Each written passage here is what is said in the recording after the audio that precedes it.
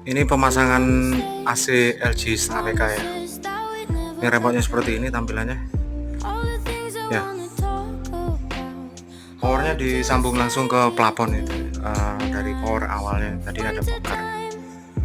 Kita lihat bagian belakang ya. Kita ini di lantai 3. Di pemasangan di lantai 3.